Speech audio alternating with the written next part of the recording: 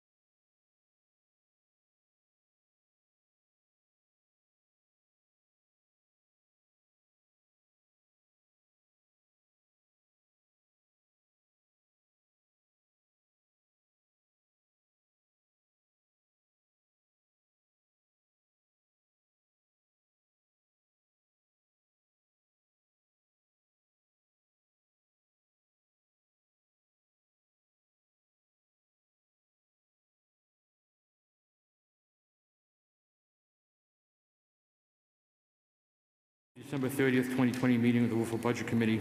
Due to the COVID-19 coronavirus crisis and in accordance with Governor Sununu's Emergency Order Number 12, pursuant to Executive Order Number 2020-04, this board is authorized to meet electronically. However, the committee has decided to proceed with a hybrid meeting format, allowing for members of the public and board to attend and participate in this meeting in person or virtually. In accordance with RSA 91A:2(3), the board has 6 members joining the meeting remotely, which a public body has authorization to do. At this time, I'd like to take a roll call vote, all members present. For those participating virtually, please indicate if you have any other individuals present in the room with you. Bob Tuffer? Yes, hi, I'm present, and I'm alone in a room by myself. Thank you. Bob Lohman? Present. Steve Johnson? Present. Matt Flash? Here. Bob Mulholland? Present. Tom Bell? Present in home office alone. John Burt? Present. Nobody else in the house. Thank you, John. Brian Black? I'm here and I am by myself. Thank you. And John McDonald is present. Votes taken during this meeting will be via roll call vote for all members. In accordance with Emergency Order Number 12, for the members of the public, this is to confirm that we have video electronic meetings through GoToMeeting. All members of the public and board have the ability to communicate contemporaneously during this meeting through the GoToMeeting platform. And the public has access to contemporaneously listen and, if necessary, participate in this meeting through the dialing the following phone number: 1-571-317-3122, followed by https://global.jomeeting.com/join/888-209-605. Providing public notice of the necessary information for accessing the meeting, we previously gave notice to the public of how to access the meeting in person or using GoToMeeting, and the instructions are provided on the Town of Wolfeboro website at wolfeboronh.us on the virtual town meeting log information page. Providing a mechanism for the public to alert the public body during the meeting if there are problems with access. If anybody has a problem accessing this meeting via phone or computer, please immediately call 603-486-2692 or email hendrickson.leeann@gmail.com. In the event that the public is unable to access the meeting, we will adjourn the meeting and have it rescheduled at that time. Does anyone have any questions about what I just read? Okay. Will you join me in the Pledge of Allegiance?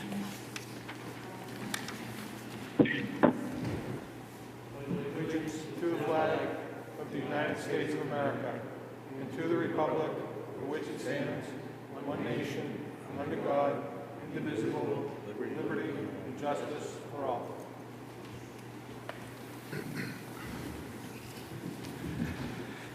Okay, tonight we have on the agenda 2021 budget, default budget, estimated revenues, final budget review, and warrant articles. Then we have some other business, and we'll have an adjournment. I'm not sure we're going to get all through this tonight, but we'll try. We'll be done at 8:30. I want to recognize Chairman Brad Harriman of the Wolfeboro Board of Selectmen, who I believe wants to read a letter to the committee. Yes, thank you, Mr. Chairman, for the opportunity to read this into the minutes. This letter is addressed to the Budget Committee, Chairman John McDonald.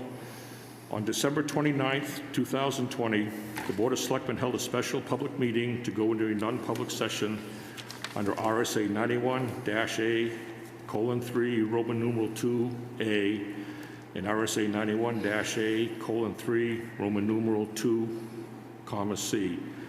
After returning to the public meeting, the board approved a motion to send this letter to the Budget Committee reasserting the public meeting discussion of individuals' performances and subsequent discussion of compensation is a practice that the Board of Selectmen nor town government practices nor supports.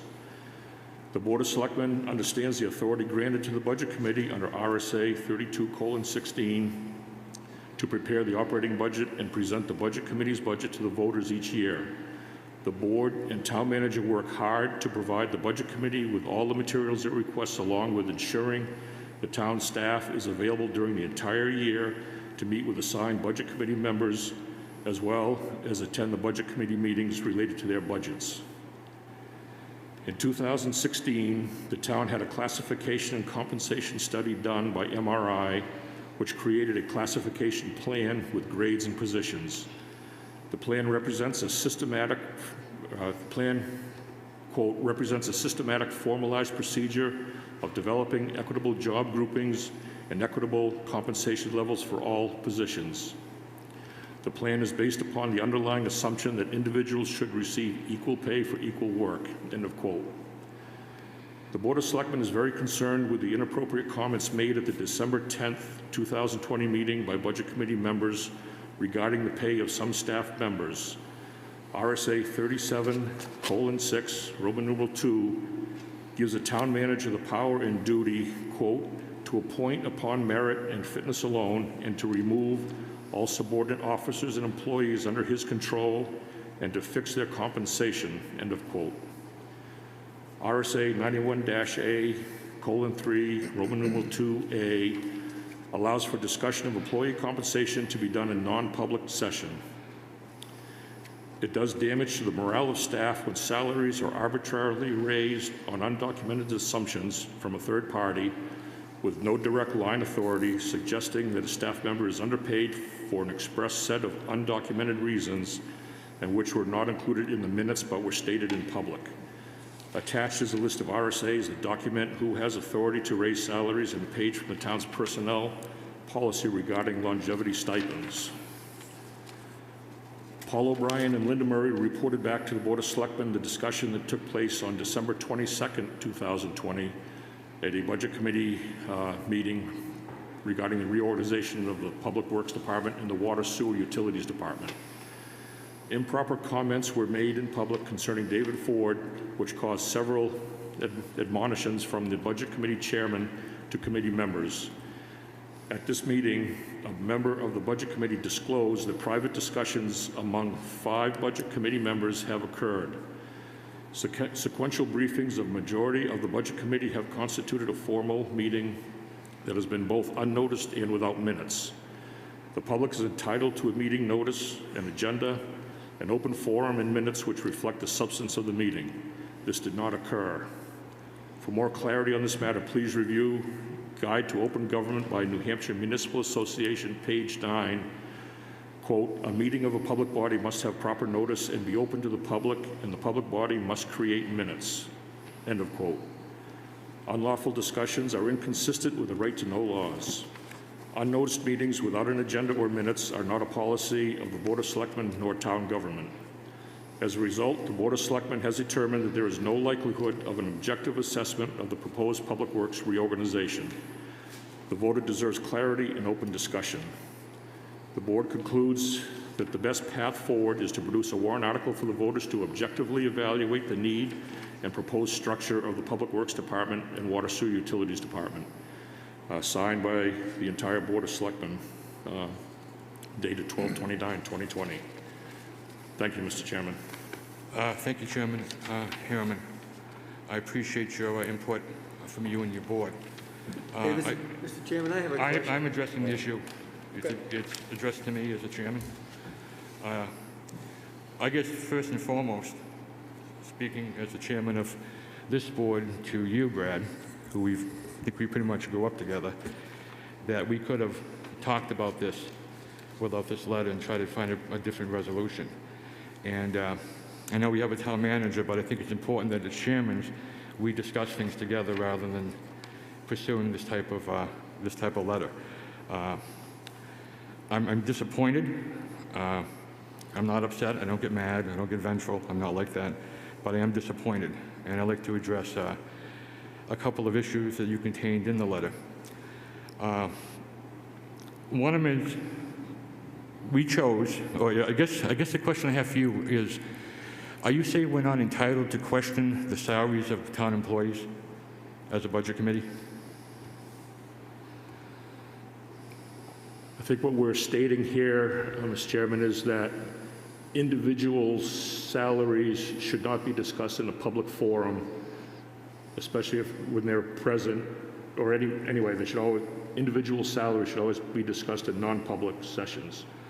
So it's a position of the selectmen that the public does not have the right to, we don't have the right to publicly print those salaries in the budget book so they can look at the salaries? No, I'm not saying that.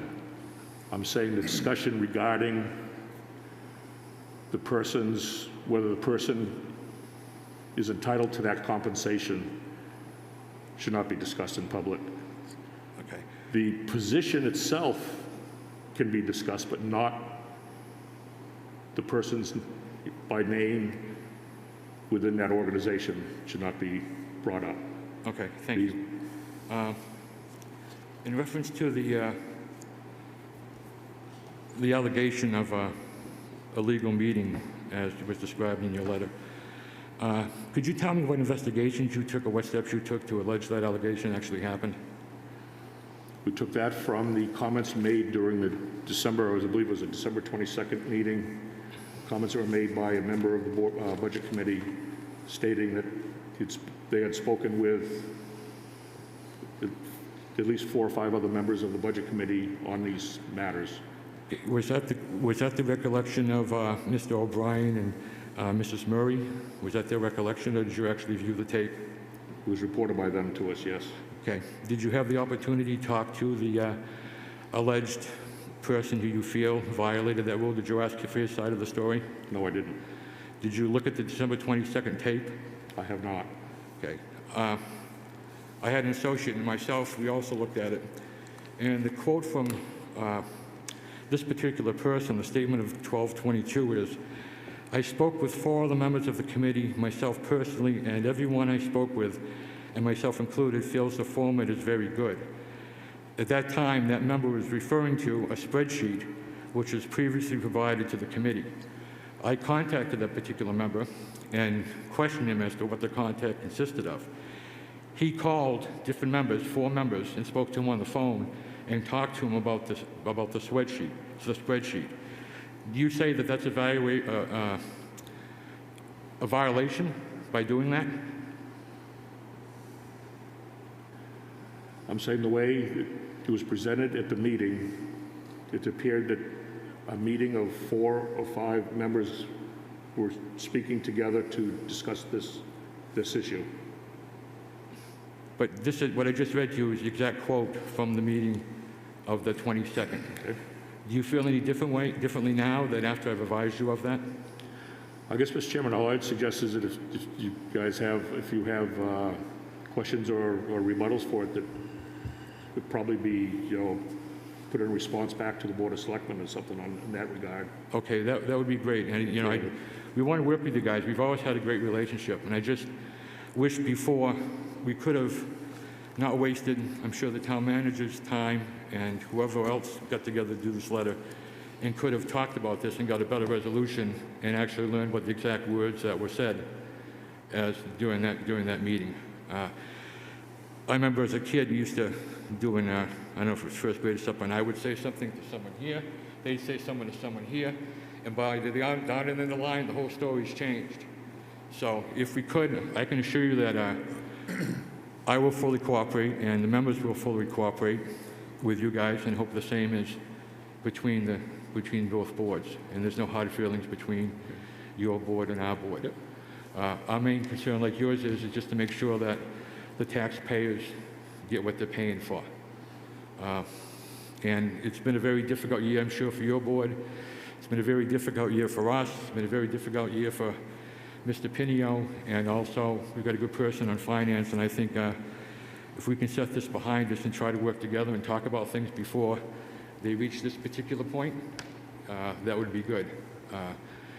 Because I look at open conversation is a good thing, and I don't believe the New Hampshire Attorney General's office, the only decision they've given was on concerning emails, sequential emails. They've never talked about phone calls and never identified what the member was telling me he was referring to.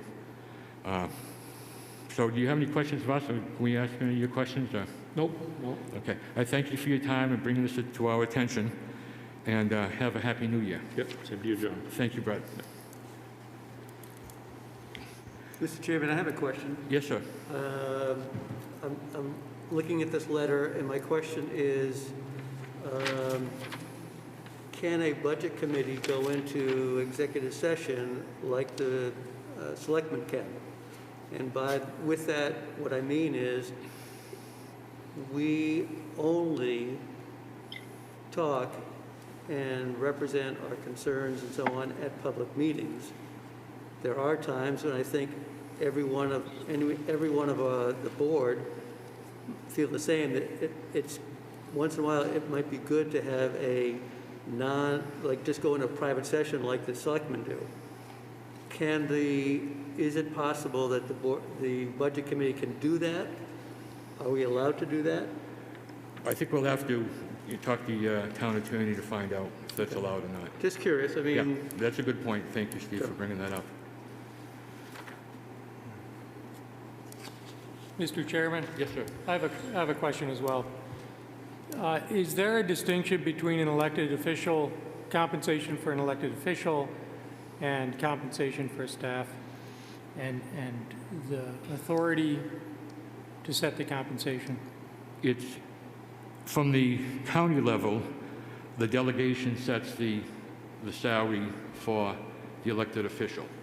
Okay. The commissioners may make a recommendation, but the delegation has the final say, because anyone that runs for an office, if they want to run, they have a right to know how much they're going to get paid. But I guess what I'm getting at is the RSA 37.6.2 and the authority of the town manager over setting the salary of an elected official. Yeah, I would have to look at that over. And not to say, there shouldn't be a role. My recollection is that there was a change in the salary of elected officials. Yeah, there was a change in the one elected official and then one regular employee. And there's not a distinction in this letter between the two. I'll take a look at that. And just to re-emphasize something you said, there's the citation to the New Hampshire Municipal Association as authority for impugning a violation of law, I think is less than appropriate. I think we need to look at the actual law, not what some association says about it as an authority. I don't think they're an authority over the law, and I don't think we can defer to them. I think we need to look at the law and look at the letter you referenced from the Attorney General, which says nothing about phone calls, sequential phone calls. So, Thank you.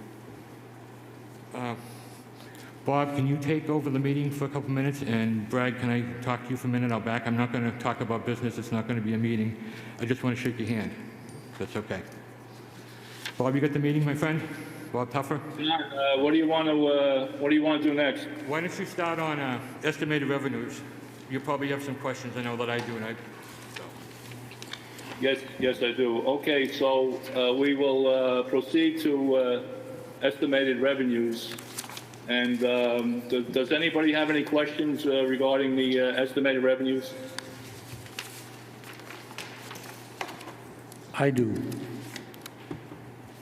Bob Lohman. Who is that, Bob Lohman? Bob Lohman, yeah. Okay. I'm curious on the estimated revenue sheet. I don't see any entries for property tax revenues. Is there a reason for that? This is Kathy Carpentier, the finance director.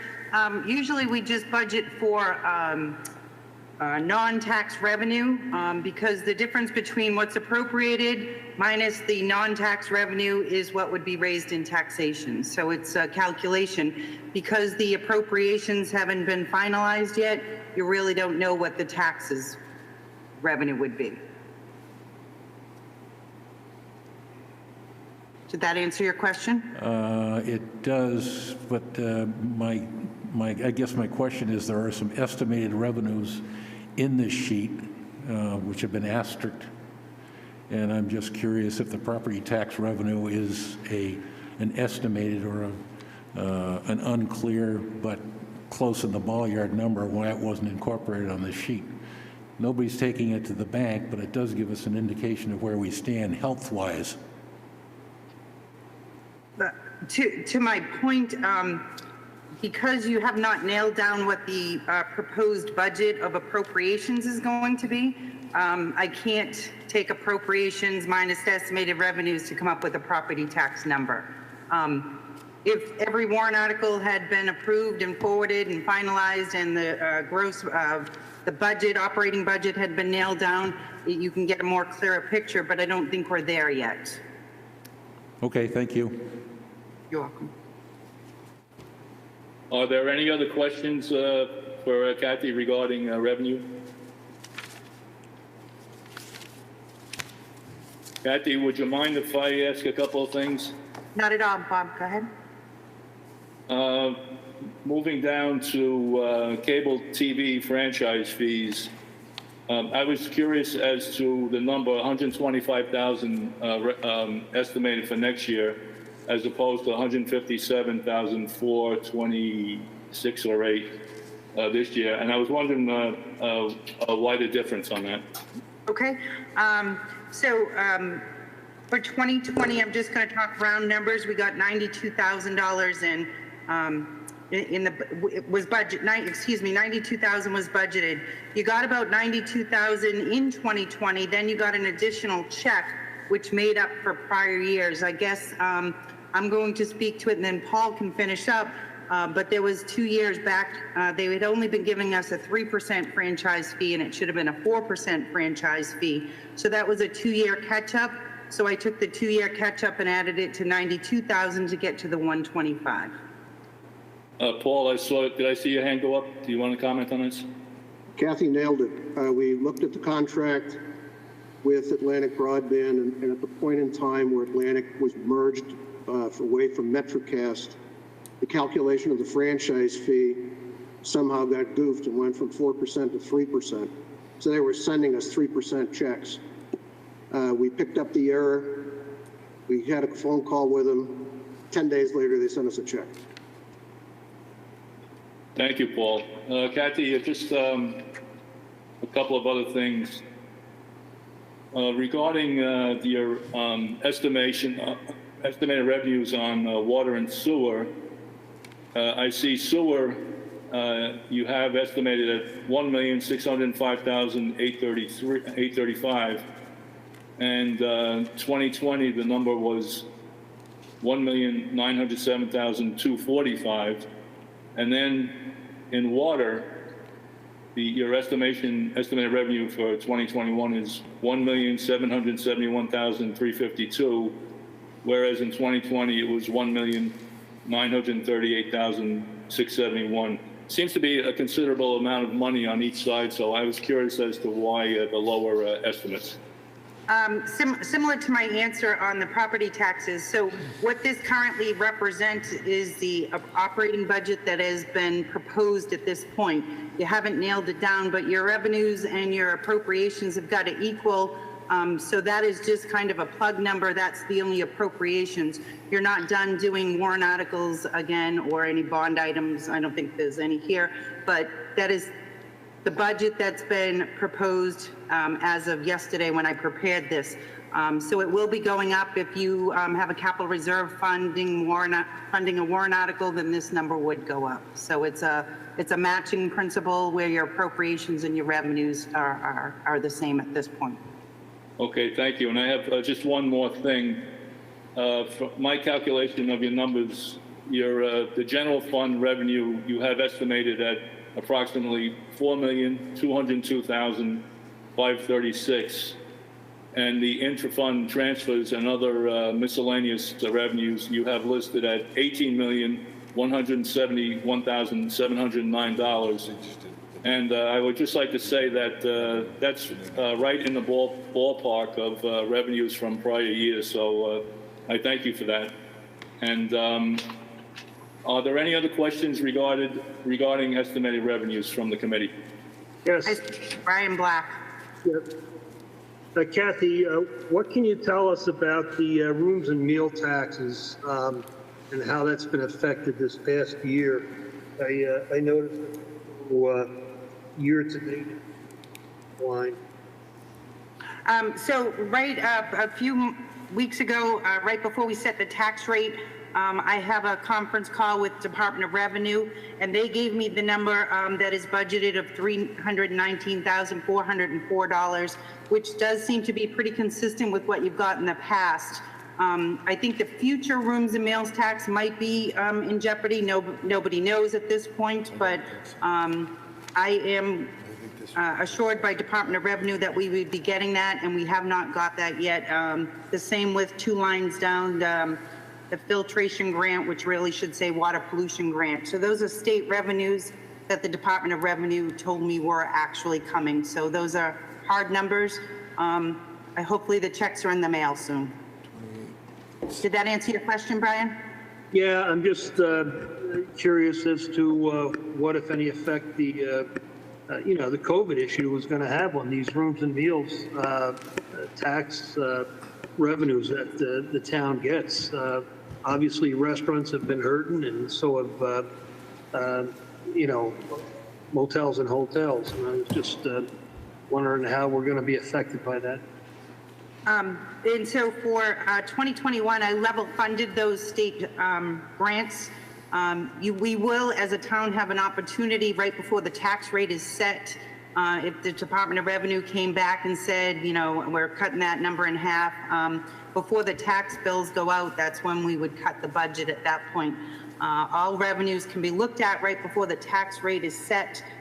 So if something falls way off the budget, we could adjust it at that point. But at this point, I just level funded the state grants. But it is an area I too am concerned, but I don't think I've been given any direction or heard any chatter on what actually will happen with the room and meals tax. Thank you. You're welcome. Does anybody else have any questions regarding the revenues? Okay, I would like to move on to the default budget. Does everybody have that in front of them? We do. Okay, so does anybody have any questions for Kathy or Jim Pinio regarding the default budget?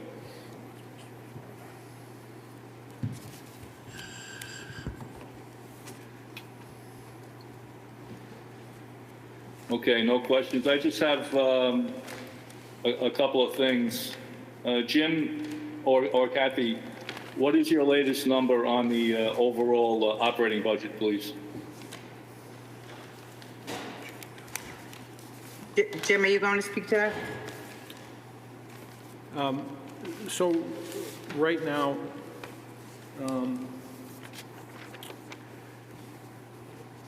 Let me get it pulled up here.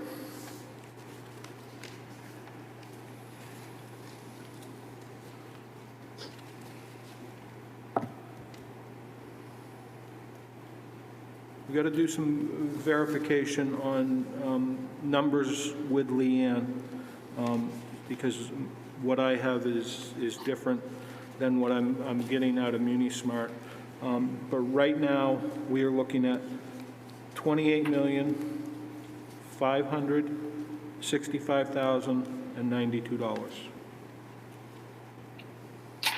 Okay, thank you, Jim. So the default budget is listed at $28,304,031, which is approximately, I guess, about 250,000 lower than the, I should say, 250,000. Yes, 250,000 lower than the proposed operating budget. And also, in looking at this, everything really looks good on here. The number of additions and subtractions from that. And so I think that looks very good. Are there any other questions regarding the default budget?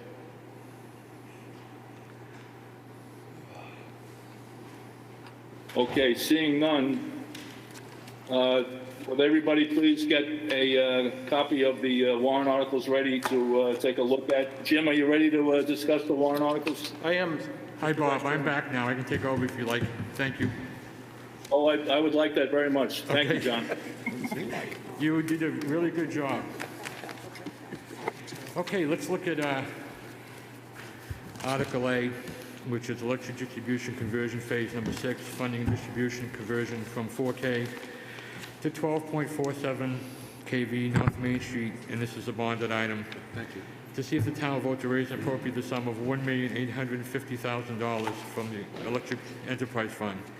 The purpose is of constructing and converting the distribution system voltage from 4 kV to 12.47 kV on North Main Street to the, is that Berry Road or something? No, we have to get a defined location from Okay. Barry to plug in there. Thank you. From North Main Street from Berry, in parentheses, to the Tufton Road Town Line.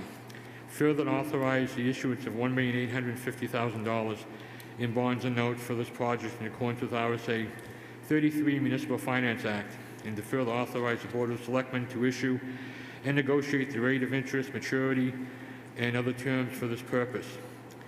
This project shall be paid entirely by the surplus funds of the Electric Enterprise Fund and will not result in any increase in the tax rate or the electric rate. So this has no tax rate impact. What, if any, questions do you have for the town manager, or is there anything you'd like to say, Mr. Town Manager?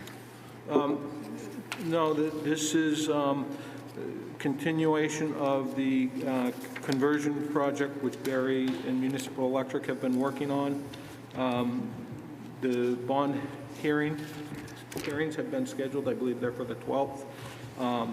And Barry is available if there's any specific questions relative to the project. He would be the best person suited to answer them.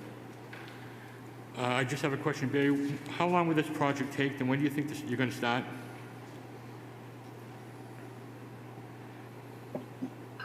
I'd hope to start as soon as the budget got approved in April. It'd probably continue to run through the remainder of 2021 to get completed. I noticed some poles up North Main Street. Is that related to this project in preparation for it, or the new poles they're putting in? So that's the precursor phase to this one. Okay. Yeah, this next phase would actually go beyond Forest Road, the intersection of Forest Road and North Main to the end of our system into Tuftonboro. Okay. Thank you. Any other questions from anyone for the Article 8 from Barry or from the town manager? Yeah, I just have a question.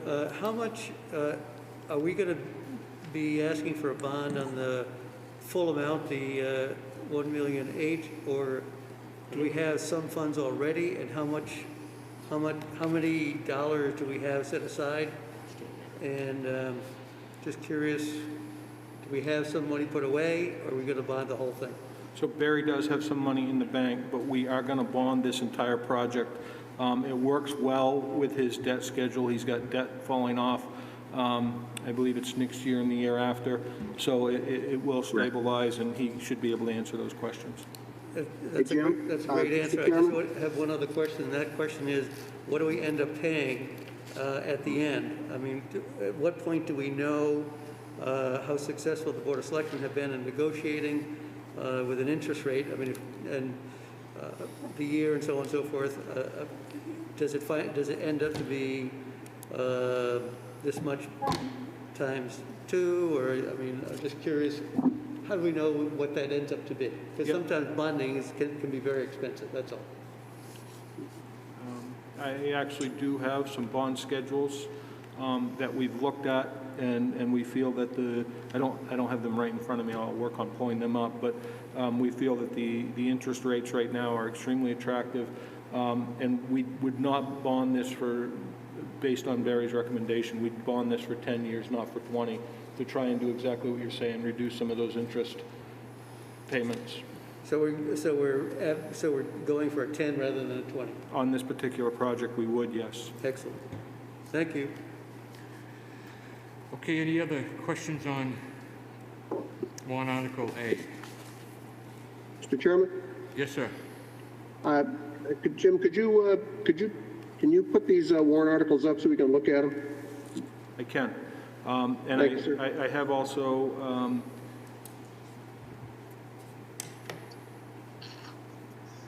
located the 10-year payment on a $1.8 million bond. It would be a 1.5% interest rate estimated at this time. And it would be a total of $180,000 in interest.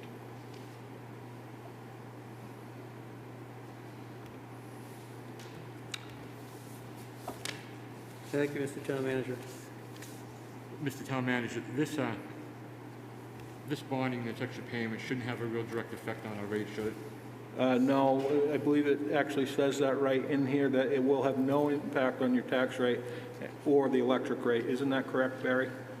Yeah, thank you. That is correct, yes.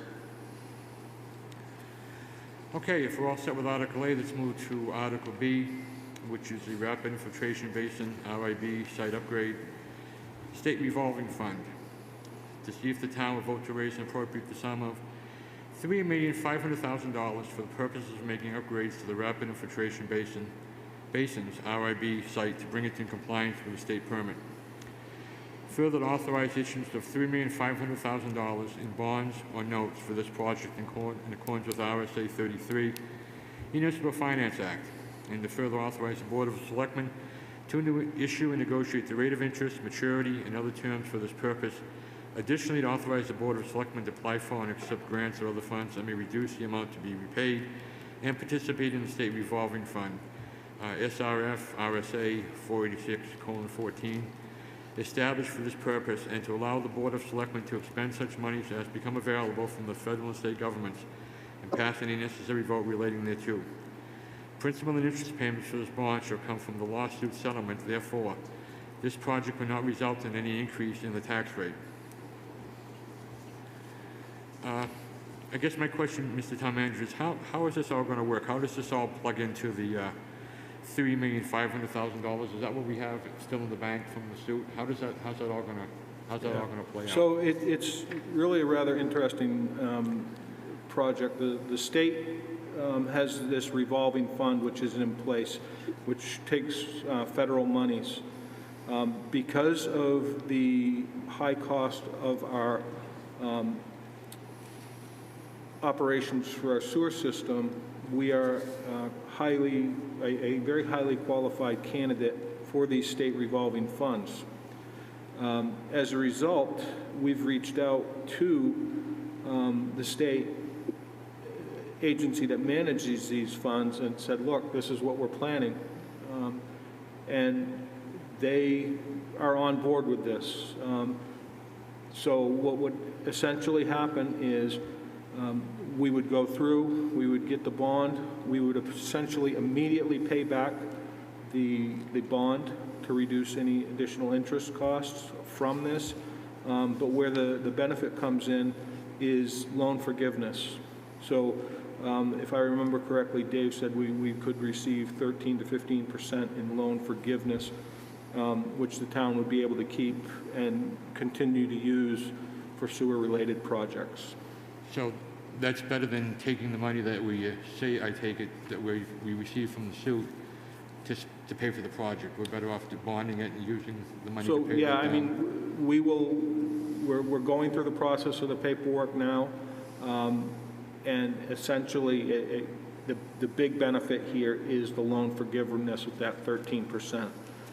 So what we're trying to do is be creative and save the taxpayers some money on this one by leveraging an opportunity. You're feeling right from working on this project since you've been here. Is this something that it's going to resolve the problem that we have? It's going to, as far as you know from the paper and everything we've looked at, this is going to take care of the issues that we have with the state concerning that. That's my understanding. The pilot programs which have been done to date have been highly successful. We've got a little bit more engineering that needs to be done, but it looks like the best option for the town, and it appears to be working. We are also serious about watching this program to ensure that the effluent which is going back into 19 Mile Brook is treated appropriately, and that there's no negative effects. So we've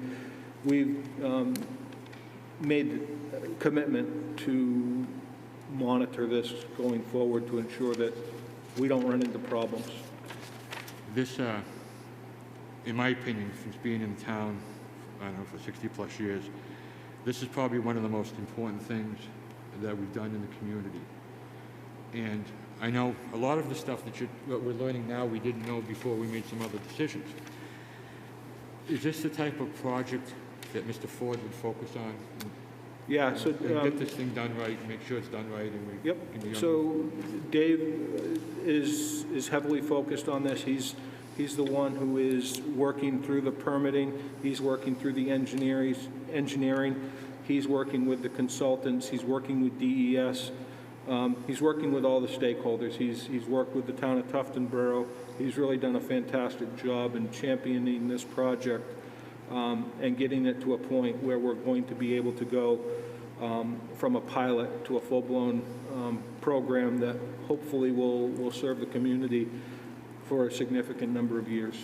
And, you know, the state has been on this with us. They've been following, and, you know, right now, everything is in alignment, and the system appears to be working excellent. When do you anticipate this ball rolling or getting started, or?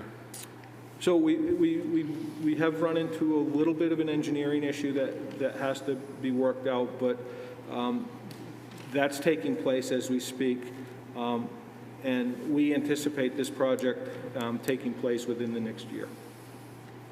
During 2021? Yeah. 2021. I have a question, Mr. Chairman. Yes, sir. The question is how is that money going to be expended? Is our town crews going to be doing that? Is that an outside company doing that? This would be an outside. Okay. Yeah, this would be contracted services coming in and doing this work. And that's where the benefit of our current Public Works Director has that expertise as far as permitting and so on and so forth. That's one of them, yep. Okay. Yep. Would a safe assumption that this is going to be his main focus for the next year, along with the other, but this is what he's really going to be working on to get this squared away? So Dave is good at multitasking, but this is his priority project.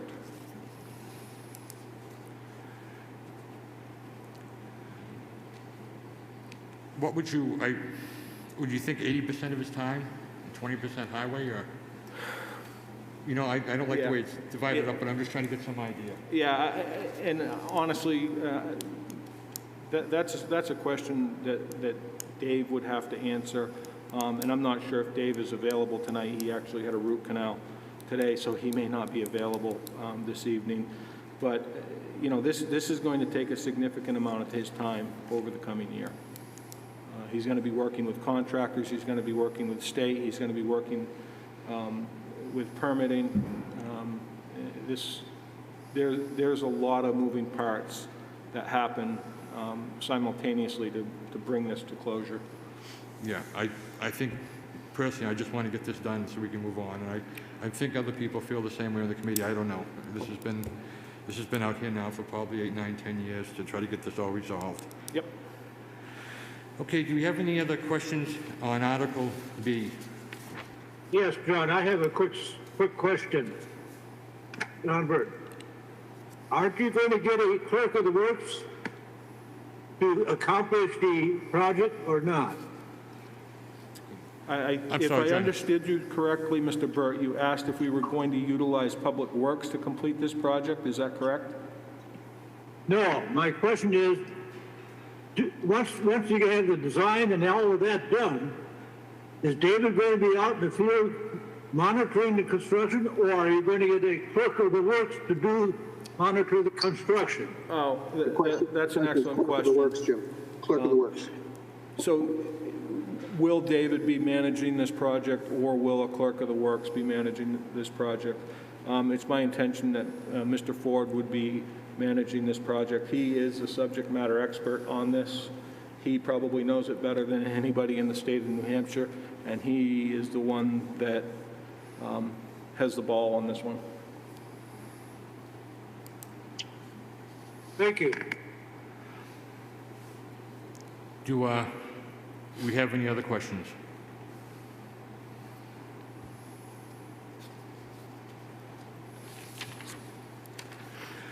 Okay, let's move on to Article C, which is wastewater treatment plan, asset management plan, state revolving fund.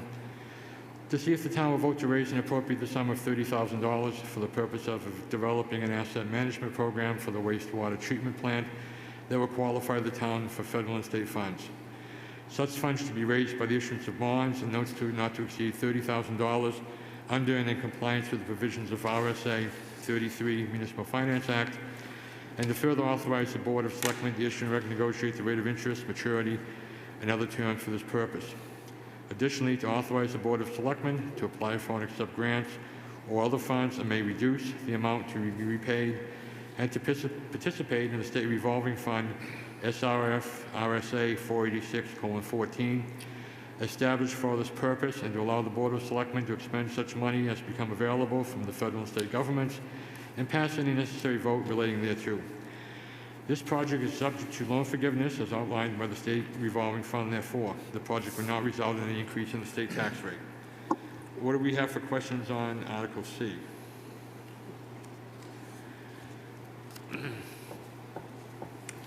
Okay, I don't see any questions. I'm sorry. Jim, your slide's stuck. Mr. O'Brien, do you have a question? Yeah, I was just saying, Jim, his slide is stuck. We're not at Article C. Here we go. Thank you. I'm sorry, I didn't hear what you said. All set? Okay, no, we're all set, okay. Okay, we'll move from Article C. Okay, I guess there's some articles missing in between, because now we're on Article U. Yeah, so this was just early on. Before we numbered them, we lettered them, and then we put them into an order. So this is just a moving target with the lettering. Okay, so I'll just refer this to as the Pop Well and Ice Arena and Building Repairs Bond. To see if the town will vote to raise and appropriate the sum of $800,000 for the purpose of performing critical repairs to the roof, siding, adding insulation, dehumidification, and electrical system upgrades to the facility. Further, to authorize the issuance of $850,000 in bonds and notes for this project in accordance with RSA 33 Municipal Finance Act, and to further authorize the Board of Selectmen to issue and negotiate the rate of interest, maturity, and other terms for this purpose. Additionally, to authorize the Board of Selectmen to apply for and accept grants or other funds that may become available. This project shall be paid entirely by the Pop Whalen Enterprise Fund and will not result in any increase in the tax rate. Mr. Chairman, if I could speak Yes, to sir. this. So this topic was discussed last night with the Board of Selectmen. Myself and the Finance Director have an action item to go out and look at the Pop Whalen Ice Arena and the sustainability of the venue to be able to pay for this project. One of the things that we're looking at is possibly a hybrid type of a operation here for the bond. In other words, we may be looking at certain portions of this, meaning the structural components being under the general fund and the dehumidification and electrical upgrades being covered by the enterprise fund. We're continuing to work on this. We will have an answer before we get to public hearing as to if we're going to break this down in a general fund versus or in conjunction with enterprise fund before that time frame. So there's a possibility that it may have some effect on the tax rate? Absolutely a possibility that this could have an impact on the tax rate. Do you know if they project what the additional, is going to be any additional expenses, in the next budget when this is all done and all fixed up and ready to go, or? Yeah, that's a good question. Actually, part of this could see a reduction because at this time, the the amount of expense used during warmer weather to keep the ice frozen, it's working harder on the electrical system, greater draw, using the chiller harder. So there's actually a possibility that we could see savings in the future, but it definitely is going to be a much more efficient building. Right now, they're having a terrible time with when it's raining. There's actually water that's coming down onto the ice. Additionally, with the roof leaks and non-insulating happening, the condensation which is forming in the building is beginning to have negative impacts on the structural steel. So we need to get that addressed before we run into some more significant issues.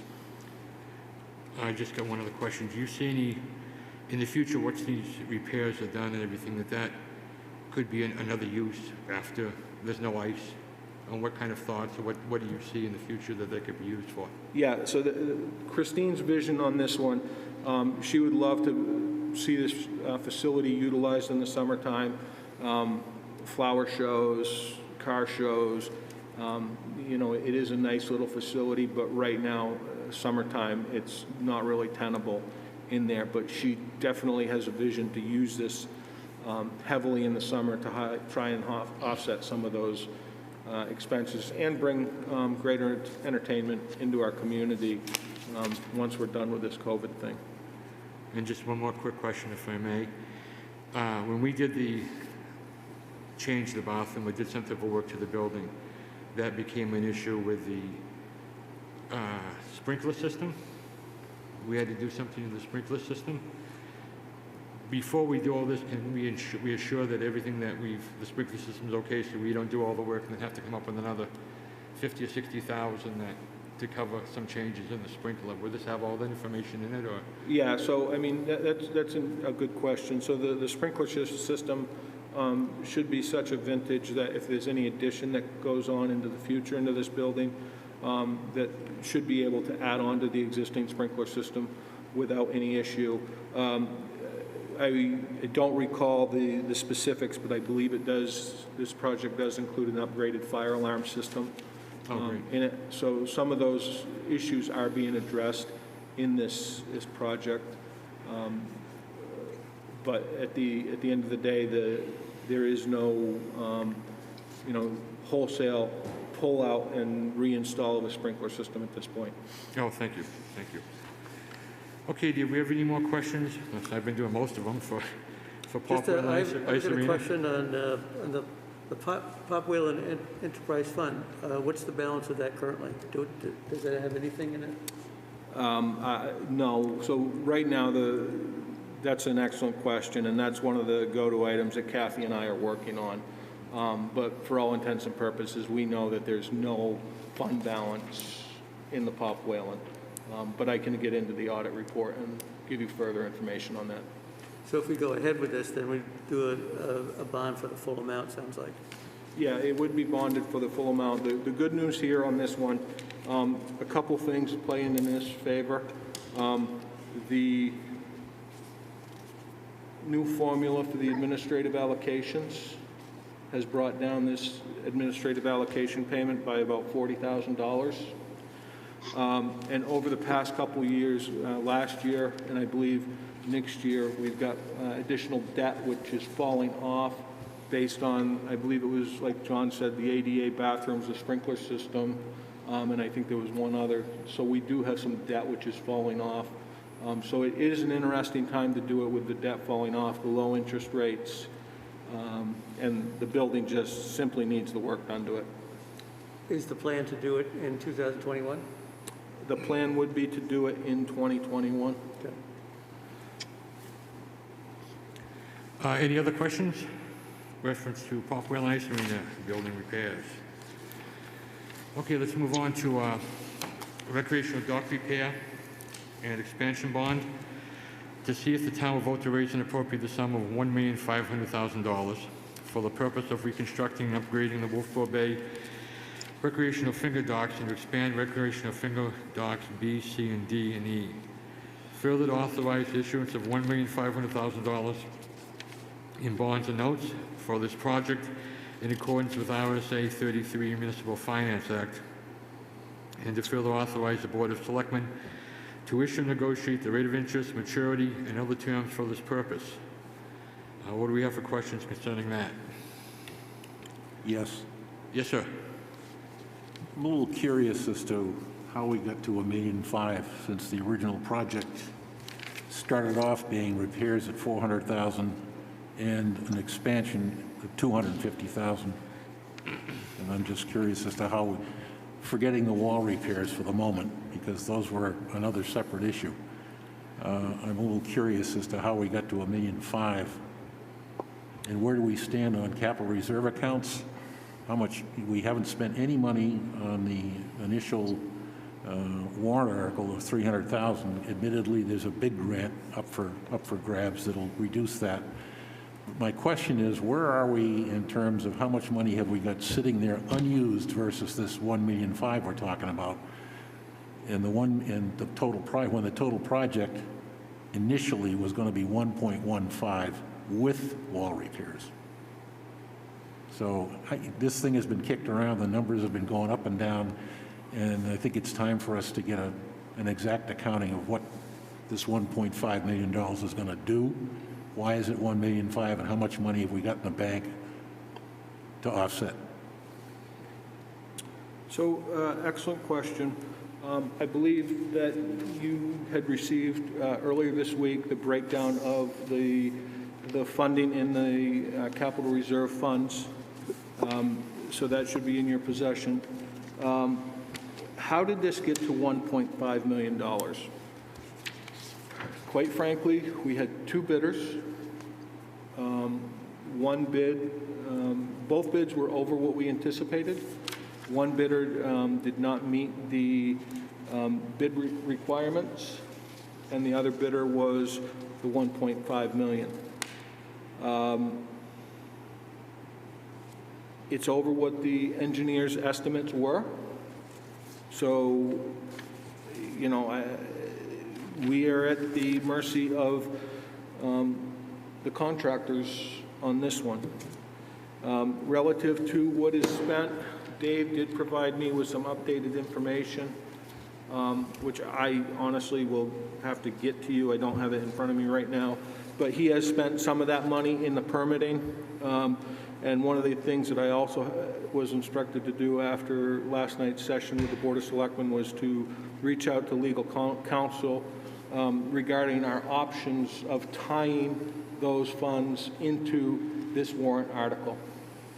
Okay. I'm looking at your capital reserve sheet that you gave us.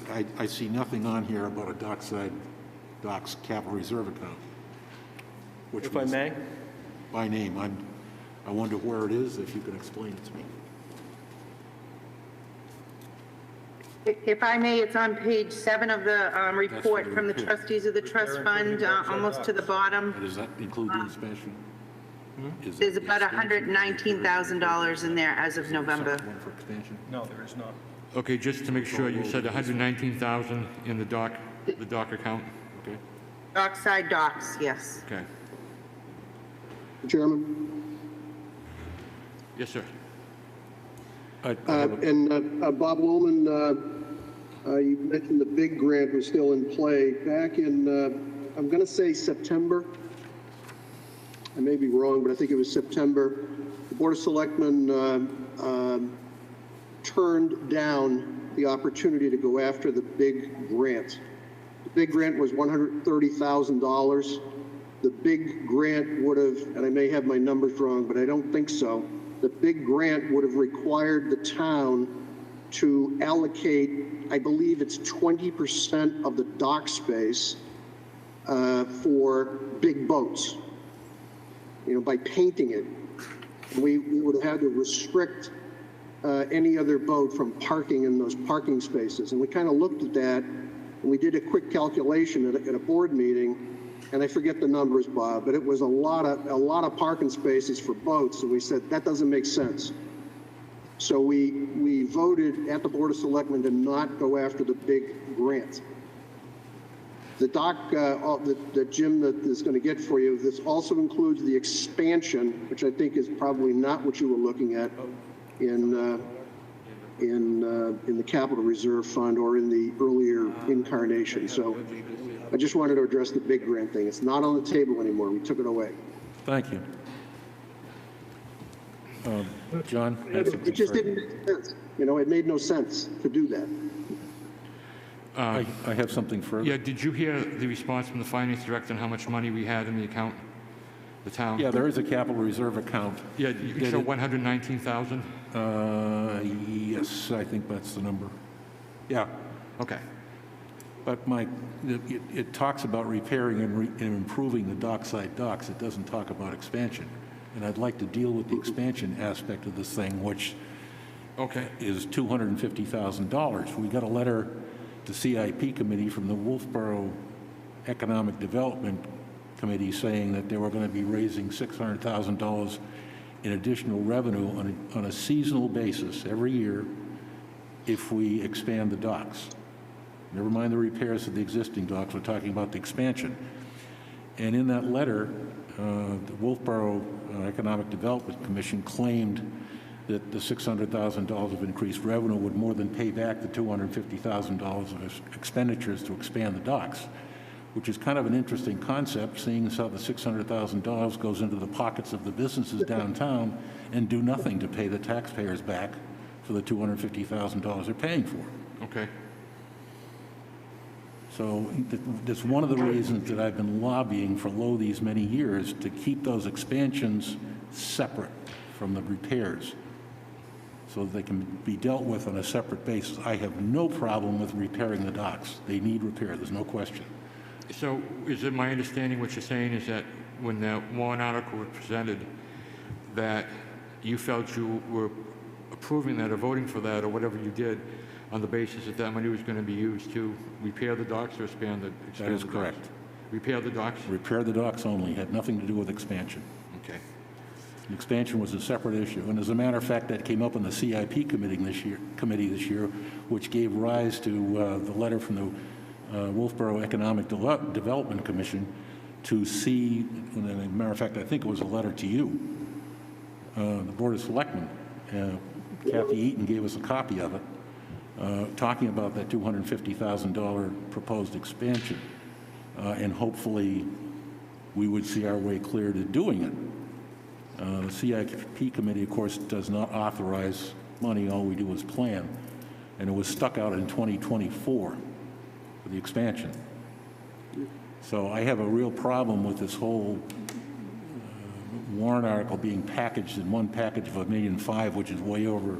And admittedly, we've got bids that were up and so forth, and I can see how we might get to $1.5 million. but I submit that 250,000 or whatever the expanded number is based on bid increases is, let's call it 300,000, should come off the top of this warrant article Right. and be handled separately. Okay. Mr. Town Manager, do you think you don't have to address that issue tonight, but I'm sure that's going to be probably brought up at the public hearing. I would think that's a fairly reasonable question. Yep, it I don't know is, if you want to do it and- now or if you want to wait till then, or... No, we'll do some education on this. You know, this did come in front of the Board of Selectmen. As you mentioned, Mr. Lohman, regarding the letter which the EDC brought forward, that prompted the Board of Selectmen to re-engage the Ad Hoc Docs Committee. The Ad Hoc Docs Committee went through the process, talked about the projects, and we basically came to an agreement that, look, let's just get this done and be over and put it behind us.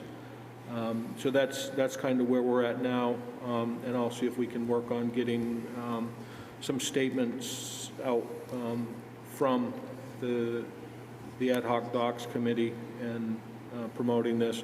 Additionally, as you said, Mr. Lohman, I need to work with legal counsel regarding the previous warrant article. Mr. Chairman? Yes, sir. I'm going to send you guys generic term. I'll send Leanne, you, John, and Jim the connection to the town website that has the Ad Hoc Doc Committee. It has the members, the minutes, and a lot of information. It's just a primer, but it'll get you up to speed. So I just hit the send button. It's on the way.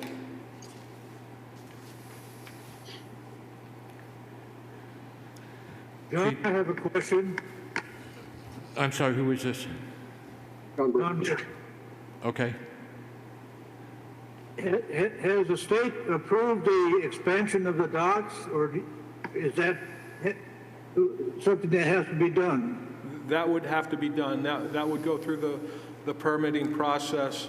As we discussed the other night, if this warrant article passes in March, construction would not start until the fall of 2021, which provides time to be able to get those permits in place for the repairs and the expansion.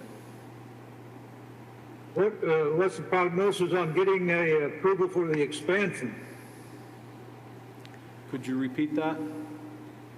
What's the prognosis on getting state approval for the expansion of the docks? Yep, that's very true. I mean, I wouldn't see a reason for them to deny this. This has been a long-standing process, but we won't know until we get into that particular permitting phase. Mr. Chairman? Yes, sir. And we'd like to take you up on your offer. You and I spoke about the buoys out there, and we mentioned that to Dave Ford last evening in public session, that the issue of the buoys has come up. I think Bob Tuffer recalls these discussions. And Dave mentioned that at the time we do permitting, that would be the time to have a conversation with the state about relocating the buoys as well. Okay, we can talk about that at a public meeting. Yep. And see if we can get that process started. I've asked the town manager, I'd like to see pictures, and just to see what it would look like. I think that would be good for the folks to see also, just to see what it is now and what it's going to be when it's all done, just to give them some kind of perspective of how, how long the stuff is, how long the docks are going to be. Yep. Chairman? Yes, ma'am. I just want to answer John Burt's question. When the first committee was formed, they went down to the docks and talked to Rennie Pelletier to see what he felt the state position would be. And he felt because it was a town and there was a need for more boat slips, that the state would look favorably upon it. It doesn't mean that we definitely are getting it, but we tested that out before we even thought about expanding them. Thank you, Selectman Murray. Mr. Chairman? Yes, sir. John, I have a fairly detailed, when this whole thing came up before the CIP committee, I've got a really detailed plan of what Tig and Bond came up with Okay. in terms of what the thing is going to look like when it's done. I mean, it is a design, not a photograph, obviously, Right. but it is a graphic of what it's going to look like. So Okay, is that something that we could give to Leanne to make a copy of it? Do you have it, or could you email it to her? I can get it emailed and copied. I'll scan it in and email it to, you want me to email it to everybody in the committee? Yeah, no, we'd welcome anything to help us better understand, you work with the CIP and the other groups, that would be great. No problem. I'll do it. Hey, Bob Holman, are you talking about the dock assessment study of Ty and Bond? Say again, Paul? 1970. Are you talking about the 2017 assessment study that Ty and Bond did? Because if you are, I sent that to you guys already. Unless you have a different picture, we have different maps we can send you. But Well, there are a lot of different pictures going around, but I'm gonna try to come up with the one that the CIP committee was dealing with this year, which is the latest iteration. Okay. Okay, any other questions on recreation dock repairs and expansion? Yes, sir. Yeah, is there a breakdown of the cost between expansion and repair? We do. We have that in the engineer's bid documents. I don't have it with me, but Dave has that information with him in the bid document. So it was, the bid was put together in with different options. So it was, if you remember, the first set was, the initial plan was to do, I think it was docks, the 4 docks all the way to the left while you're looking at it. We didn't have the funds to do it based on the cost estimate that came in. So the next phase was to do all of the dock repairs, and then the other option was to do all of the dock repairs plus expansion. And then there, I think, was another option for a higher quality wood versus pressure treated, which has a better life cycle. So those were all broken out. We can absolutely get those. And so is all that in the bids too? Yep. Do you have a rough estimate is there a rough estimate that you could provide between the expansion and the repairs? I don't remember right off the top of my head, but I can get that information. The total was $1,150,000 minus $250,000 for the expansion. Then why is it 1.5 million? That's my question. Well, and I think And the question that I think the town manager answered was the bids that have come in since then have inflated that original estimate. Yes. I don't really have a problem necessarily with the bid inflation. I do have a problem, as I stated before, of the expansion being rolled into the repairs. I think they ought to be handled separately as separate issues for the voters to look at. Are we looking at the upgraded wood or just the pressure treated or? I think we were looking at the upgraded one. The upgraded wood in the big scheme of things, I don't remember, but it was around $100,000, if I remember correctly, for the upgraded higher quality wood. But again, I can get those documents. Yeah. Okay, do we have any more questions for the? Yeah, one other thing, Yes, John. sir. I may have a lot of that, Mr. Town Manager. I may have a lot of that information in that package that I've got in my CIP book, so let me dig all of that stuff out. I'll get it all scanned in. It'll be a monstrous email to you guys, but you'll have everything you need to know, and probably a lot of stuff you don't want to know. I've got all that in the drive here as well for CIP. So I'll build a program based on the bid document and what was proposed to CIP. Okay, thank you. Go ahead, Matt. One more question. Is the $1.5 million bond, is that the entire cost of the project or are reserve funds being used in addition? No, that would be the entire cost of the repair to the resident or recreational finger docks and the expansion. And that would be, it would not include the Mount Washington dock, because that's commercial. So those wouldn't be considered in this particular project. It would just be those finger docks going out. And it would not include the parking lot. Correct, good point, Paul. So it would not involve the parking lot. There was a breaking point, which I think that breaking point was where the benches were. I believe that was the breaking point. That's correct. For the dock project versus the parking lot project. Go ahead, Bob. Back to my original question, but there are funds available that have been appropriated, previous warrant articles that were approved by the voters, so there is money sitting someplace in capital reserve and unfunded warrant articles that would offset this $1.5 million, right? Well, you just saw the 1.9. To answer I didn't hear you. To answer your question, there is money in a capital reserve account, nominally $110,000, $120,000, and there is an unused $70,000 in a warrant article that was approved last go-round for the repairs of the dock. So there's money sitting someplace that will offset part of this 1.5. And would that buy down the bond amount? So that's one of the questions that I need to get answered from legal is, what's the best way to do this? Is the best way to reauthorize those funds in this warrant article? Is it better to give it back to the voters? Or can we just spend it and buy down that much of the bond? Those are the questions. Well, the interest rates just because the number is 1.5 does not mean we will necessarily bond the 1.5. It might be 1.3 if we end up with an attractive contract when we get to construction, but it authorizes us up to that number. One final question. Was any thought given to a two-part warrant article, incremental, giving the voters the option of, do we do the repairs, and then do we do the repairs plus the upgrade? So there's been numerous conversations about phasing.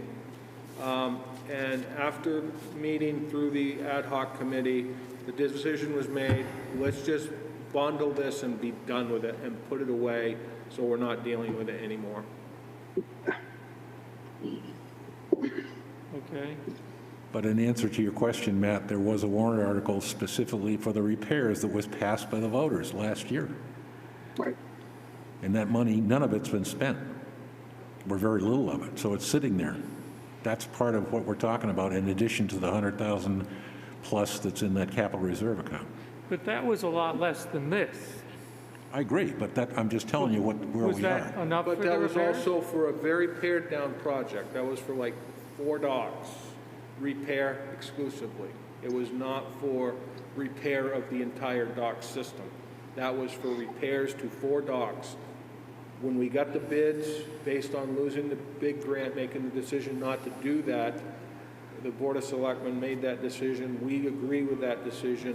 The bids came in too high that we couldn't even do the 4 docks that we originally had planned. So we said, okay, let's throw it all out there. We knew the bid documents would be in time for this. Dave got the information to us as soon as the bids became available. We met with the ad hoc committee. The ad hoc committee made the decision to go this direction with the support of the Board of Selectmen. And this needs, how much of a vote? This needs a majority vote, or? 3/5. 3/5. All bonds need 3/5 majority. I just, what happens if it doesn't get through then? That they just sit the way they are? Correct. Without the repairs? Correct. That's correct. The issue I have with that and why I was so adamant about getting those repairs done was they're a posted safety issue right now. We've made those repairs, the safety repairs to the docks have been completed. Yes, it does not meet current code. However, the emergency repairs have been made, the docks are safe. So they're not, the load value is okay. Excuse me? The load value on the docks has been improved and brought up to speed. I went down when I was fire chief and calculated the load per linear foot. I don't remember what it was, but it actually ended up being an astronomical number of people on those docks per linear footage. So basically, you're saying we're covered. We're covered as far as safety issues are concerned? Yeah, we made the emergency repairs, I believe it was 2 years ago after the report came out. Those repairs were done. Thanks. Okay, any other questions? Seeing none and hearing none, we'll move on. Operating budget, we don't have that final number yet, so we'll pass on that. Police Commissioner's stipend increase. To see if the town will vote to raise and appropriate the sum of $3,500 for the purpose of increasing the Police Commissioner's stipend with $1,600 from the general fund operating budget and $1,900 of new monies from the general fund. It is anticipated that for the next 5 years, the Police Commissioner's yearly stipend. Yeah. Let me just finish reading the Police Commissioner's stipend, please. Yearly stipend of $3,500 will be included in the general fund operating budget. Mr. Chairman, if I could first. The $1,900 number, that is most likely going to be adjusted. I don't have the exact figure. It's not a big difference, but I've got an adjustment that I have to make to this. $1,600. No, $1,500. $1,500, my mistake. $1,500. And who's speaking, please? Chief Rondo, Wolfeboro PD. You sound different, Chief, than on the phone. I'm wearing a mask, John. Okay. Okay, so it's going to change the $1,900 to $1,500? $500. Yes, $500. Okay, would you like to speak to this, Chief, or would you like the town manager to? I would prefer you not speak. We can let the town manager speak to it, sir. Okay. So, Mr. Chairman, this came to me in the budget request for 2021 budget proposal. I had a conversation with the commission, advised them that this really wasn't the way to do it, putting it in the operating budget. So this is why you see it in front of you in the form of a warrant article. It is my understanding that the volume of work that the commissioners are seeing is significantly increasing. They have not received an increase for a number of years, and that's why they're asking for this. I believe Chairman Wood may be available to speak on this behalf. Okay. And basically, what we're seeking in the increase is $500 per member. So each of the 3 members of the Police Commission would receive a $500 increase. Currently, the chair gets $600, and each of the other 2 commissioners gets $500. This would change to $1,100, $1,000, and $1,000 respectively. I'm sorry again, who is that speaking? Chairman Wood, Wolfeboro Police Commission. Okay, thank you. I didn't recognize your voice. I apologize. I'm wearing a mask also, John. Okay. Any other questions on the Police Commissioner's stipend increase? Okay, thank you, gentlemen. Let's move on to Affcme contract agreement. To see if the town will vote to approve the cost items included in the one-year collective bargaining agreement reached between the Board of Selectmen and Local Number 534 of the American Federation of State, County, and Municipal Employee, AFSCME, which calls for the following increases in salaries and benefits at the current staffing level. 2021 wages, $39,003. 2021 benefits, $8,468. A total increase of $47,471. And to further raise and appropriate $47,471 for the current fiscal year, such sum representing an additional cost attributable to the increase in wages and benefits required by the new agreement over those that we paid at current staffing levels. I don't see this tax rate. Do you have that, or? This would affect the tax rate, Mr. Chairman. But we don't have the number plugged in yet? Okay. So this particular article was approved, the contract was ratified by both the union and the Board of Selectmen. This contract represents, I believe it's 33 positions within the town of Wolfeboro.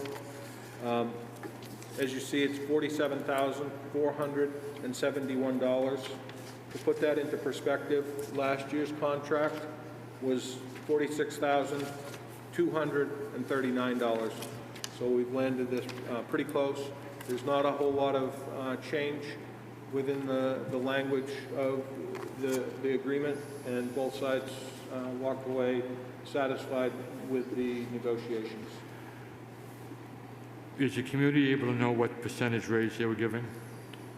Yeah, so these employees, based on the agreement, would actually be receiving a 4% raise, which if you look at the $39,003, that's on average about $1,000, a little over $1,000 raise for each one of these employees. This does represent some of our lower paid staff, but it also represents some of the staff that is put under a significant amount of stress, meaning Department of Public Works, dealing with plowing snow, water leaks, etc. So we feel comfortable with this. Great. I just got one more quick question. That over the years, a lot of time, the non-union people have received the same raise as the union folks. Is that going to happen this particular year, or do you already have that? Nope. This year, the non-union staff is receiving 2%, and this particular collective bargaining agreement, we agreed to a 4%. Okay, great. Thank you. They actually initially wanted to do a 1% COLA and a step at 2%. But what we've run into for a problem in that is we're seeing a lot of compression in our employees. So we've got some employees who've been around for quite a few years who are still fairly low on the step plan. So we felt it better to recognize them and alleviate some of that compression of new employees. Very good. Any questions on the contract agreement? Just a comment, Mr. Chairman, and that is we, as a Budget Committee, don't have any part in the negotiation, and I've said this before on many occasions. That's one observation. The other observation, and this year in particular with COVID, the private sector hasn't received any increases whatsoever. Any gains they made up to February of this year from past years have in many cases been wiped out. Every single year in the negotiation we either go up 2% or 4% in this case. I don't like it. This is my opinion. Okay, we'll be voting on these, I'm not quite sure the date in January, when we have a public hearing, and you can go ahead and share your concerns. I think we're probably locked into that contract right now. Everyone's agreed to it. That is correct. And it would come up to whether the town approves the funding or not. The voters approve the funding. There's not much we can do with it at this particular point. And therein lies the problem, Mr. Chairman.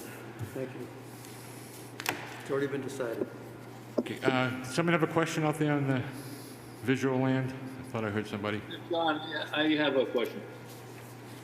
Is that Bob? Yes, it is. Okay.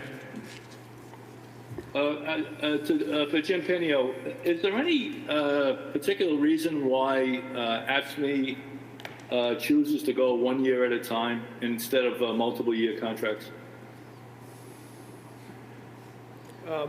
Yeah, so quite frankly, this year was because of COVID. We didn't know what the environment's going to look like in a year.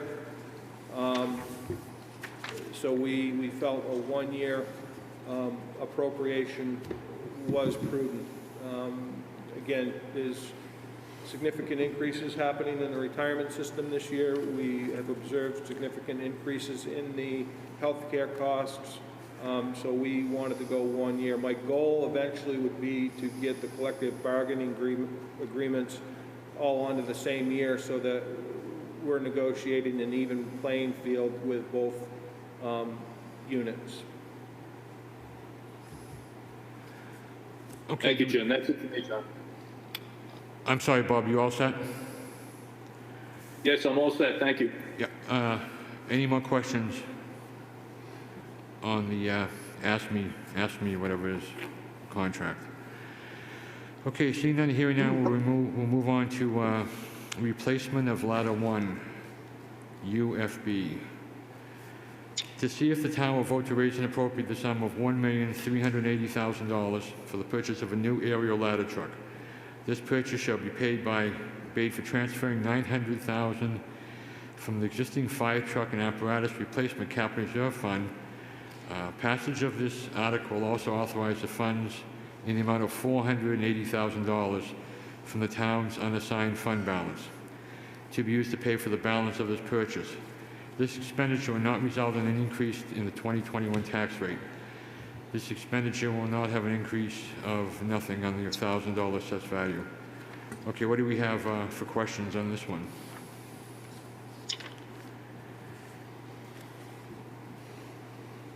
Anybody? Any questions? Yeah, question, why aren't we, is there a reason we're buying the truck now instead of continuing to put in money into the fund? Yep, so the existing piece of apparatus has essentially failed its testing. We're going to have to put in $40,000+ into the truck to get it so that it passes inspection. And at that point, that's a base figure. The escalation of this purchase is greater than $50,000 a year.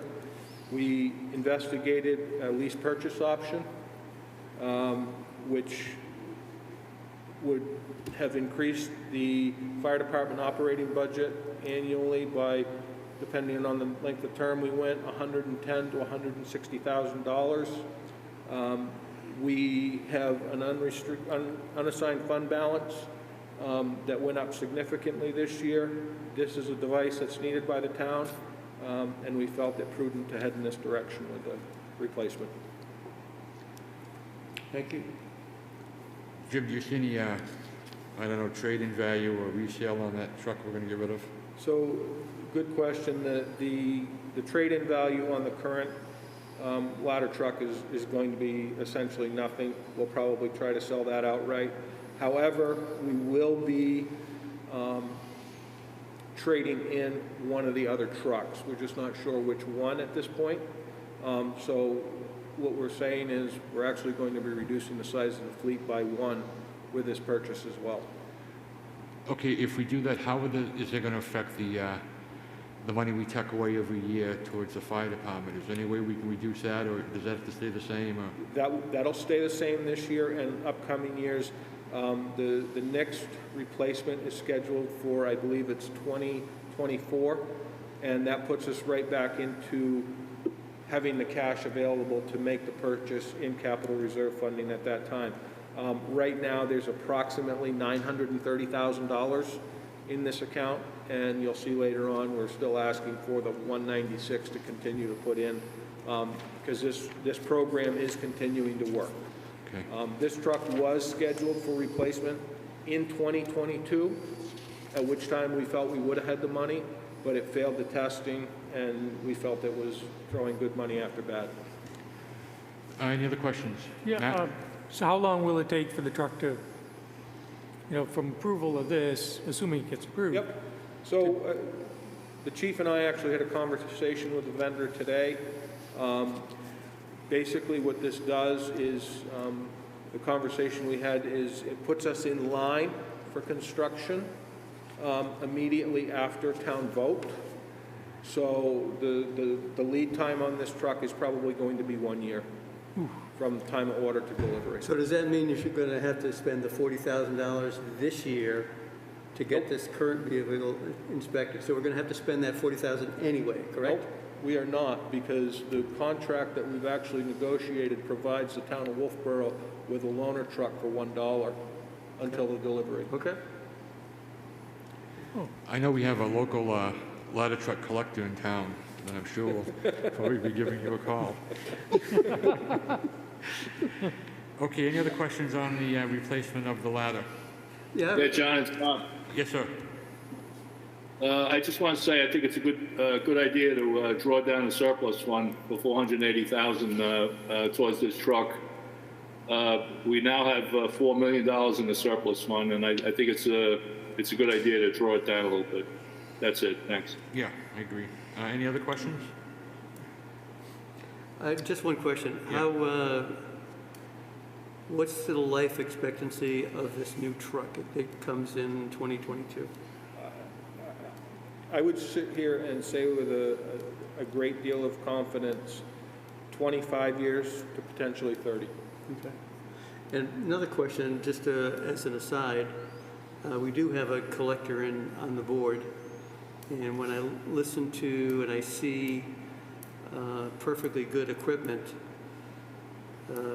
being used, some of the equipment that Bob talks about is like 30 or 40 or whatever years old, still operational, still look great. What's to prevent us from, if the life expectancy on this truck is, say, now 25 years, what's to say we can't do a $100,000 repair or $200,000 repair to extend that to a 30-year or something like that? Well, that's a good question. So the truck right now is a 1994. So it's quickly closing in on that 30-year cycle. The problem is not the looking at the truck, it's underneath the truck. It's the hydraulic systems. Though that is where the problem lies. And they have stated, yeah, we can go in and start doing repairs to these hydraulic lines, but once they open it up, it could potentially lead to all of them. This is why the Capital Reserve Fund is in place. This was a scheduled replacement. However, we rolled the dice in trying to put it off a year. The price for a number of years was sitting around $900,000. That was the estimated price of replacement. However, as it got closer, we did more research, and the escalation, based on the conversation we had today, if we don't move forward, we're going to see essentially the price of this truck go from $138 to $144 in a matter of a few weeks. And I guess my question is more about to the new truck that we get, not to this old truck. So I think the thought of getting the new truck is an excellent idea. I was just thinking about the next one, the new one that we get, extending the life of that as long as we possibly can. And last question, just as an aside, how many times do we use the ladder truck? I know you need it when you need it, but I mean, that's just it. And we've got a downtown that requires it. We have got a complex in Sugar Hill that is essentially a 5-story building, and the device is an absolute requirement. If we don't have it, sure, we cannot have it, but we will be waiting for an aerial device to show up here from Rochester, and we're also going to see impacts on insurance rates, because ISO, Insurance Services Office, calculates in a ladder truck in the insurance rates in our municipality. Thanks. Okay, I guess, Jim, when they bring up this, Mr. Town Manager, I apologize. I guess when they bring up the one for $1, what happens to ours? Does it go outside instead, or they take it away, or? So what'll end up happening is, the chief and I are still working that out, but we'll probably end up trying to sell this outright because there's no value in trade-in. Okay. Okay, any more questions on the replacement of ladder 1? Seeing none, hearing none, we'll move on to town road upgrades. To see if the town will vote to raise and appropriate the sum of $650,000 for the purpose of upgrading town roads, sidewalks, and drainage systems. Passage of this article will authorize funds from the town's unassigned fund balance to be used to pay for these road upgrades. This appropriation is not lapsing pursuant to RSA 32:7 V1 and shall lapse on December 31st, 2022, or upon completion of the project, whichever occurs first. This expenditure will not result in any increase in the 2021 tax rate. So, Mr. Chairman, this one was updated last night by the Board of Selectmen. We made the determination to utilize $550,000 from unrestricted fund balance and $100,000 from general fund, as you see highlighted in the green. So the language has to change a little bit on this one. Okay. But the funding amount stays the same, it's just we're breaking out where it's coming from. I believe the roads that Mr. Ford is contemplating doing this year is Stoneham Road, Stoneham Road, East Clark, and Goodrich. East Clark, Goodrich, and I believe part of Clark. And an overlay down here where they did the sewer line from Yep. Brewster Beach to the end, right? Correct. Okay, what do we have for questions on town road upgrades? Any questions? Anybody? Seeing none, we'll move on. Highland High, and Park Street upgrade.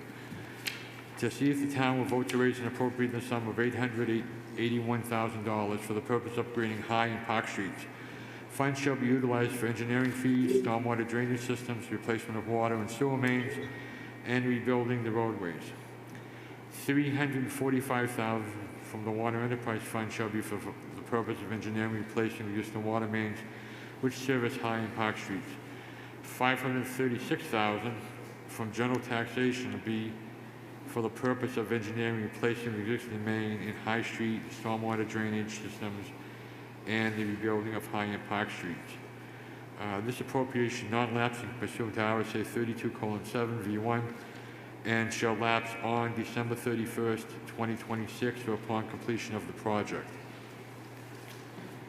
So, Mr. whichever Chairman, occurs first. this is a hybrid project. This is combining monies from the Water Enterprise Fund with general fund to complete a complete project.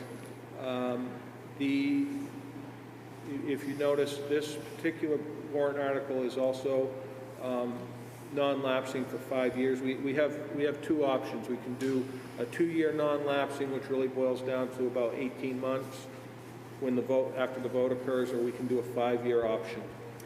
In talking with Mr. Ford, we felt the 5-year option was going to be much better in the event that he runs into some difficulties, laying the water line, replacing the sewer line, those types of things.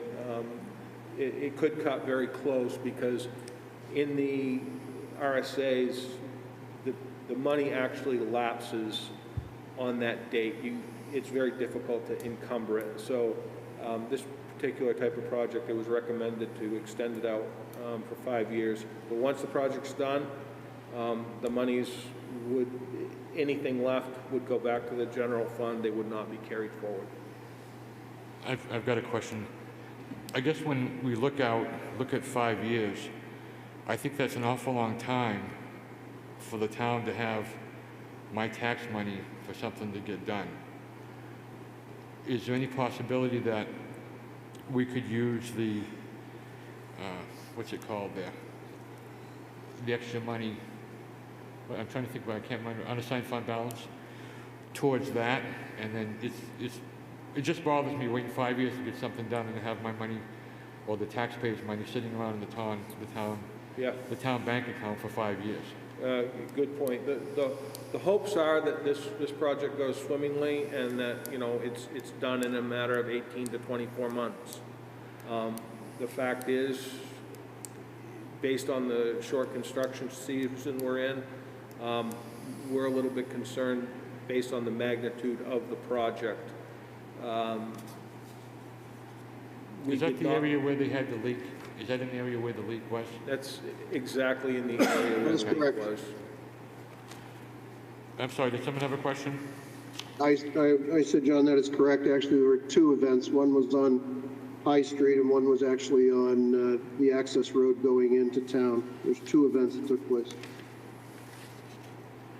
Is this going to be a bid, or is this going to be done by the town? This is a bid. This is a bid job. This is a bid job. The bids.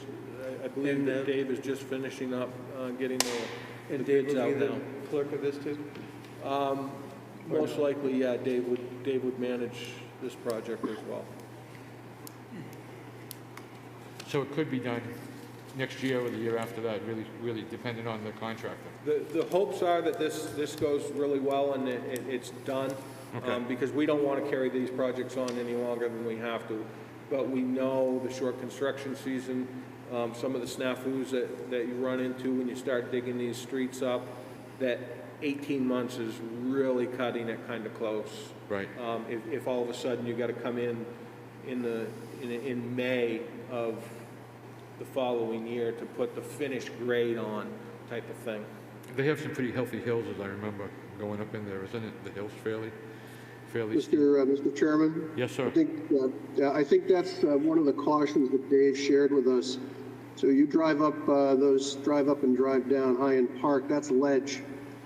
And digging into that, those lines have been in there for 100 years, I think Dave told us last evening. And so he doesn't know what's under there until he gets into it. That's why he's hedging his bet a little bit. Right. Bit of ledge in there. Now, I get a quick question about the bids you're going to look at. If they say it's going to be this much money, is that going to be how much it's going to be? Or if they hit ledge, we're going to get, is that all, have they looked at all that stuff? Or? I don't know. That's an excellent question. I would assume the contractors have probably, done some test bores, that type of thing, to figure out what may or may not be in there, but I really don't know. Okay, well, thank you. And that's what engineering fees would cover as well. Hey, one last question on your 2026. I agree with you on that question, and part of that would be if it goes to the latter part of that date, I should say, possibility of the cost rising from what we're projecting here is going to go up. So it behooves us to actually do it sooner as opposed to later. And that's our anticipation. We want to get this project done, get it off the books and move forward. But, there is a concern if he runs into that ledge, runs into other things, and then he's got to go 3 years out to do his final top coat of asphalt. We just think that it's pushing it a little close because we don't really want to be paving in November. No. Okay, anything else? It's getting on 8:30, and I wanted us to get down at 8:30. And Cindy, I'm sorry, are you still there? Cindy from the library? Yes, I am. I want to apologize, Cindy. I'd forgotten all about your generator request. I guess we'll do that one before we adjourn. I'm very sorry. Which thing? I'm sorry, I didn't hear that last. You had a request about a generator, I think. Is that a warrant article in here? I thought I saw that. Yes, Yeah. there is a warrant article. Okay, we'll jump on that real quick. Library generator. To see if the town will vote to raise and appropriate the sum of $75,000 for the purpose of purchasing and installing an emergency generator at the Wolfeboro Public Library. This appropriation is not lapsing pursuant to RSA 32:7 V1 and shall lapse on December 31st, 2022 upon completion of the project, whichever occurs first. We don't have a tax rate impact at this time. Cindy, do you want to talk a little bit about the generator? Well, what we're hoping to do is to have a generator so that the library can be used for emergency purposes, as well as to have the ability to make sure that our sprinkler system doesn't experience below zero temperatures ever. And we are hoping to get a grant, but we don't yet know exactly what amount that might be. And we also have potential for a donation, not for the full amount, but for partial, that might come through next year. So we're requesting $75,000 for a generator. Okay, would that be enough to cover the new generator if you don't get the grant? That and the other things that we're working on, we expect to be able to cover the generator. Okay, so the generator will probably cost more than what you're asking for from us, and there'll be other funds from someone else or from grants. That's what we're working on. Okay. This warrant article will see some modified language put into it that allows us to apply for and potentially receive additional funds, as Cindy said. So Cindy's been working with the fire chief to potentially apply for a grant from the state for potentially a warming, cooling shelter. So she could see a significant reduction in the cost of this. But we don't know what those numbers are until we get to that point. Okay. Did we ever have a generator on the older library? No. We have generators for the town halls, correct? We do. So in an emergency, people can come here, right? They can. And the hospital has generators, correct? Correct.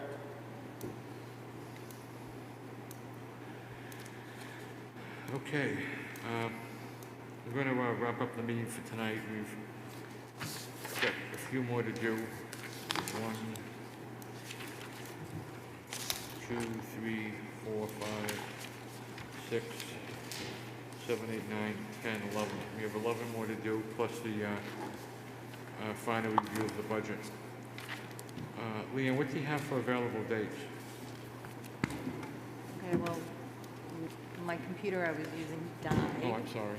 That's okay, so I don't have things in front of me. However, we have an open date that's available, and this meeting space is available, as well as the virtual meeting calendar.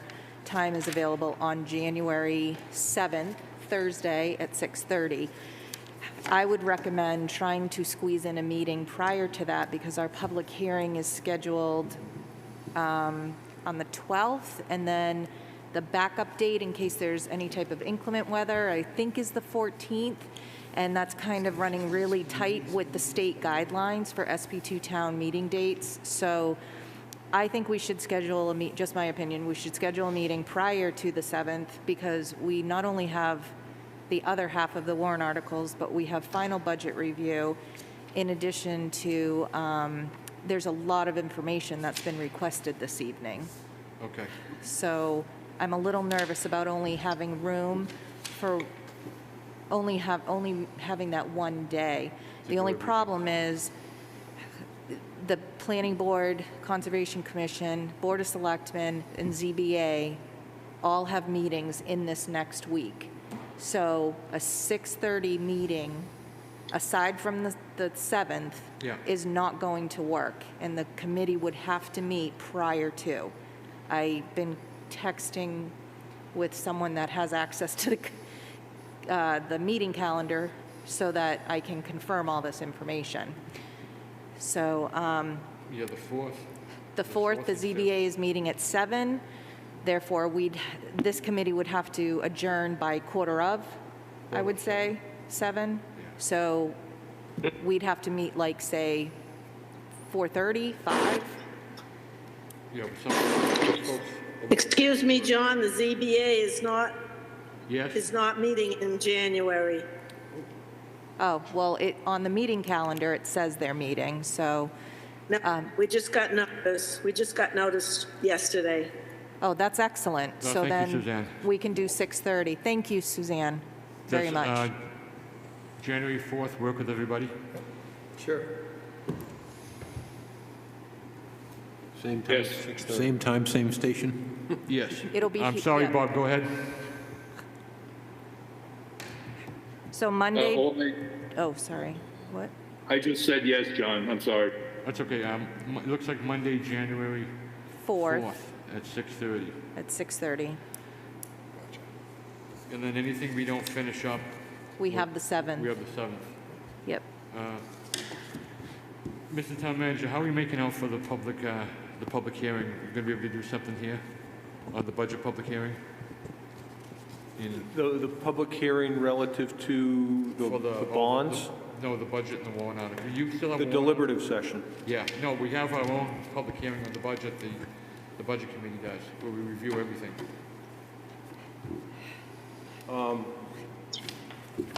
That's the 14th, isn't it, Leanne? That's what you had? It's the 12th, and the 14th is the backup date. And what typically occurs is the finance director and the town manager in the past have a PowerPoint presentation. Yes, I'm working on that. Okay, and that's usually, not usually, it's always for the public hearing. And that's the one that you also deliver at the deliberative session, correct? Correct. Right. I'm already working on that. Okay. So we'll have some way of people participating in the public hearing, the same way as we're doing it now. I'm sorry, The what? same, we'll have it set up the same way, so participation from the public, so they can give comments, ask questions. Yes, yes. It's been noticed the same way that these regular meetings are noticed, so the public will be able to, Okay. And the Yep. system can handle if we get, for some reason, 150 people that want. Mr. Chairman, you need to talk in the... Yes, go ahead. this is Tom Bell. On that meeting on the 4th, is there any reason why we could not start at 4:35, just to make sure there's enough time to address all the issues that are before us? I think there's, how many people that can't meet? I think I know there's one person that works. You work till 6? I'll be all set, 'cause You'll be okay? we're on a different thing. Oh, okay. Is there anybody that can't show up at 4:30? Steve. I can show. Oh, you Okay. can? Okay. Matt? Okay, then I guess 4:30, if it works for everybody, we'll do it on 4:30. Jim, is that okay with you? I will plug it in. It's gonna be tough for me, John. We bring in pizza? I'll be working. Yeah, normally, Yeah. but we're in remote learning. That's what I hope I'm over my hangover. Huh? Okay, you, I hope I'm So over my on the- hangover. And we'll keep on the calendar the 7th as well. just in case, yeah. Yes. So this will be on the 4th at 4:30 here. Maybe the whole continuum. Yeah, and we'll finish up the warrant articles. We have all the warrant articles by then? I hope to have them completed by then, yes. Okay. Well, the 4th, it'll be tight, but I'll have them. The 4th is actually next Monday, so, yeah. And we're on holiday. And the 7th will be our backup date. Okay, is there anyone out there? I have a question for Yes, the Steve. town manager. So do you anticipate getting another warrant article dealing with the Public Works Department and Water Sewer Utilities Department? That is correct. Okay.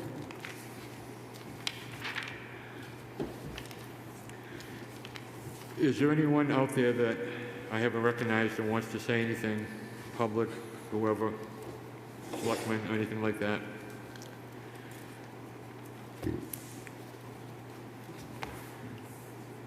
Okay, seeing none, hearing none, I'll ask for a recommendation to adjourn the meeting for tonight. So moved. And a second? Second. Okay, this should be a roll call vote.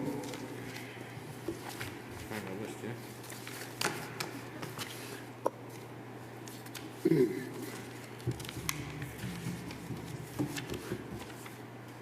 Okay, Bob Tuffer, Yes. Bob Mulholland, Yes. Bob Lohman, Yep. Steve Johnson, Yes. Matt Plash, Yes. John Burt, Yes, Tom Bell, Yes. Brian Black, Yes. and John McDonald votes yes. Thank you, everyone, and everyone please have a safe and enjoyable New Year's.